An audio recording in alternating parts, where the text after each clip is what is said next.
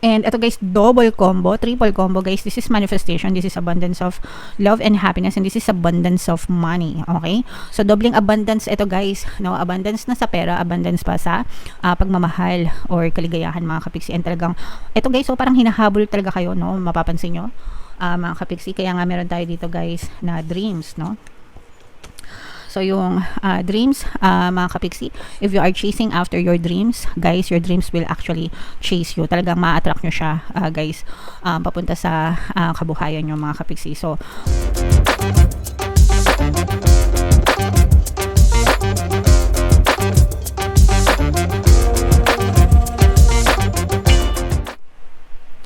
hello guys, hello Gemini, welcome back to Pinay Pixie Tarot.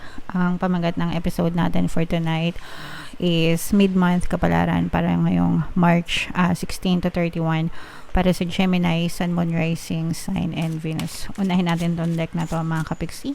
Tingnan natin yung mga mensahe sa inyo or yung mga paparating sa inyo ngayong season na to.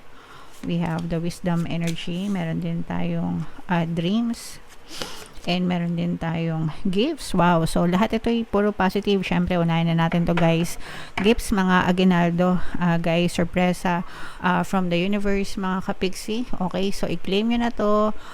I-mind nyo na yan guys. Sa comment section, may mga sorpresang pagganap sa inyo, pasabog sa inyo sa universe. Make sure na consistent kayo guys sa mga hinihiling nyo, sa mga dinadasal nyo, especially your prayers and affirmations. Sasagutin yan lahat ni universe. And you will see movement guys from the universe na talagang ipagkakalob sa inyo yung mga hinihiling nyo, mga kapiksi. Kailangan nyo lang mag-persist, okay? Kailangan nyo lang pag sinabing persist, magtiyaga, huwag kayong maatat, mga kapiksi. Alright?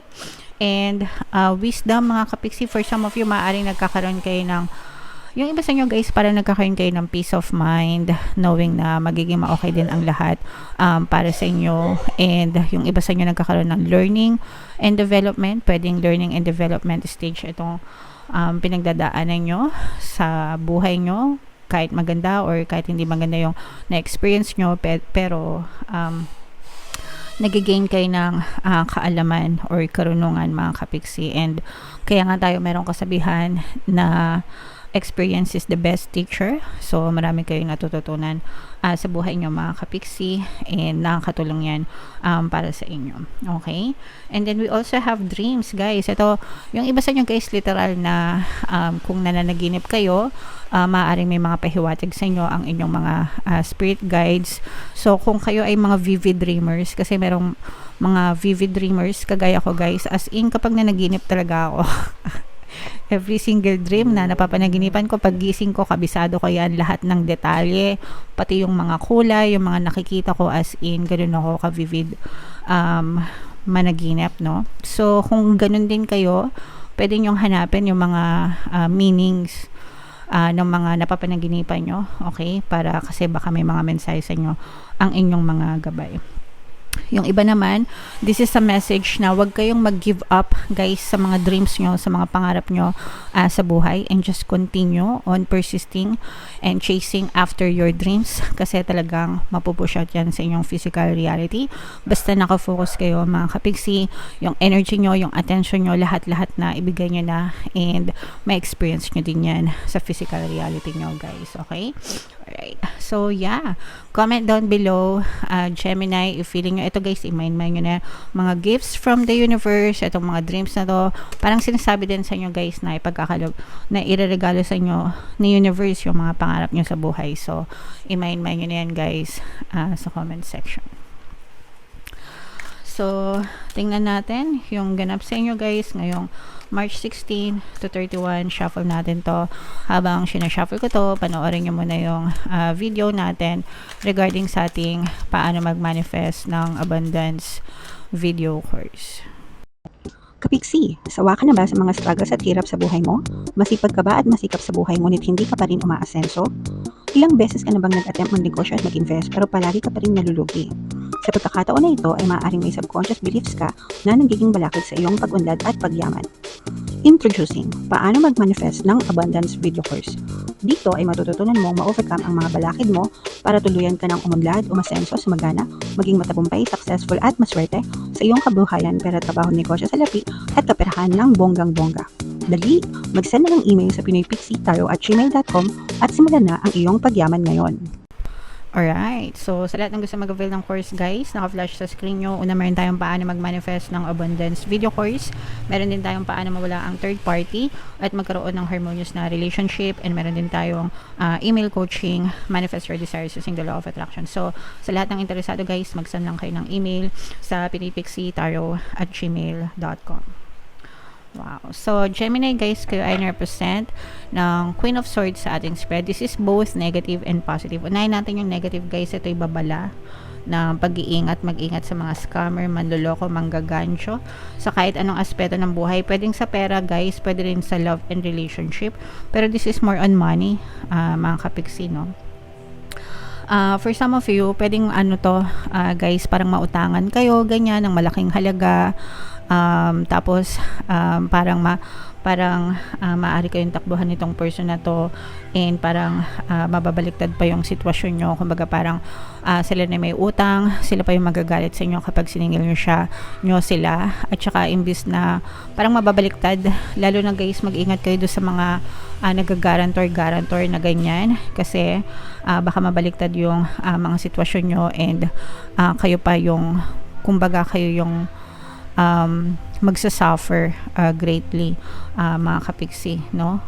Kapag tinakasan nila yung utang nila guys. Okay, so babala, guys, walang masamang magpautang as long as alam nyo yun, may limitasyon, no? Kasi iba yung utang kesa sa tulong, mga kapiksi, and you only give what you can afford to lose. Ibig sabihin, kung ano lang yung kaya nyo na mawala sa inyo, yun lang yung ipahiram nyo, hindi yung buong buhay nyo. Buong savings nyo, pinautang nyo na, tapos pag hindi kayo nabayaran, nagagalit kayo, diba? So, kailangan gamitin nyo rin yung isip nyo, mga kapiksi, and maglagay ng limitasyon para just in case na hindi kayo mabayaran, kung mag-isipin nyo, tulong na lang, at least hindi na masisira yung relationship nyo with this people, mga kapiksi. So, mag-ingat kayo. Yan ay babala ng pag-iingat, kasi maaari pa kayo magkaaway nitong person na to, and maaari pang masira yung relationship nyo guys. And meron ditong presence ng earth signs, no? Capricorn, Taurus, Virgo. So yung mga mangungutang sa inyo guys, baka earth sign sila or may earth element sila sa kanilang natal chart.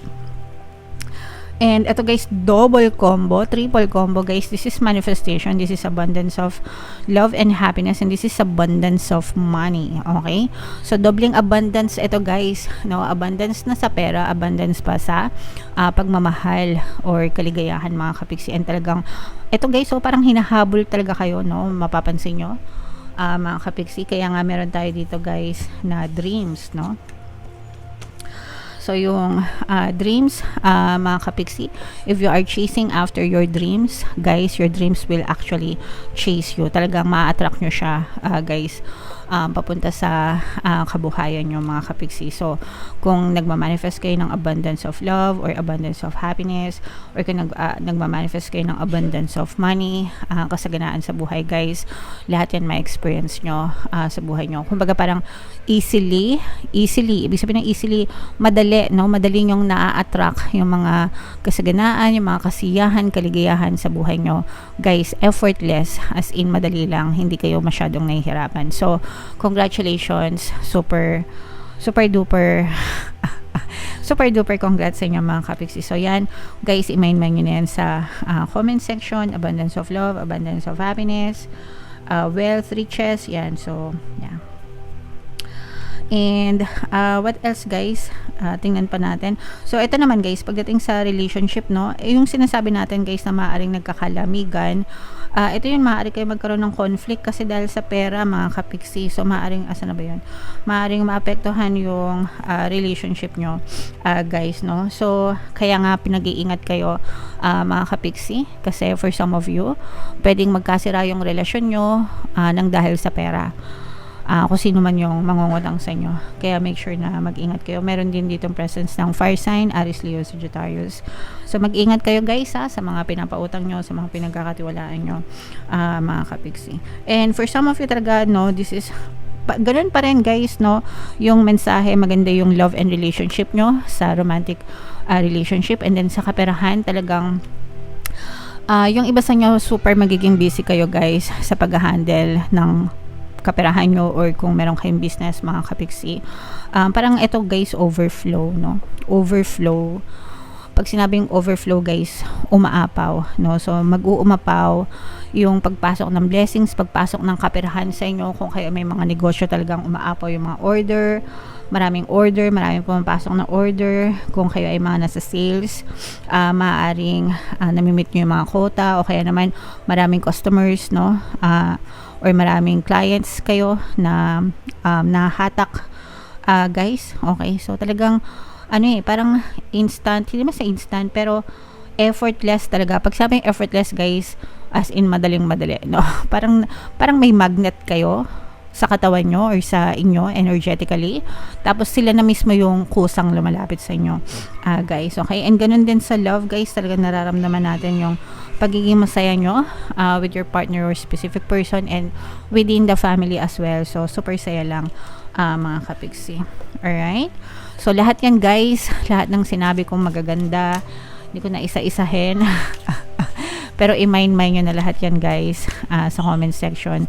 Deserve nyo talaga yan mga kapiksi. So bunot lang tayo ng isa pa dito, guys, para sa inyong additional na message.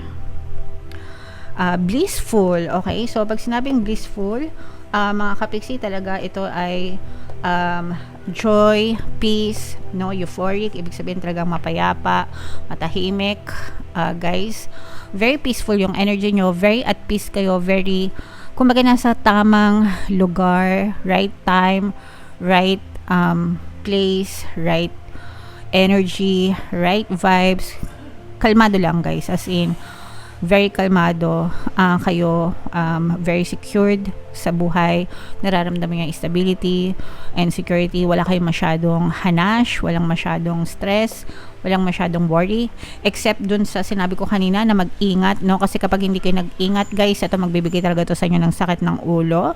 So mag-ingat kayo sa mga desisyon nyo sa kaperahan, sa mga pagpapautang, specifically. Pero aside from that, yung buhay nyo, parang feeling ko nga yung iba sa inyo guys, wala na kayong mahihiling, as in you feel whole, you feel complete. So always be grateful, guys. Send gratitude to the universe para tuloy-tuloy pa yung masagana and masayang kabuhayan nyo. Alright? So guys, grabe, sobrang ganda. I-mind nyo na yan lahat, Gemini, sa comment section. Comment down below if naka-resonate kayo. For more tarot readings, Gemini, ito yung playlist nyo. Ito naman yung ating success stories ng paano mag-manifest ng abundance video course. Click here to subscribe guys. Ito yung ating mga relationships, pampaswerte subliminals. Thank you for liking, sharing, and subscribing. See you next time. I love you all mga kapiksi. Have a nice day. Bye-bye.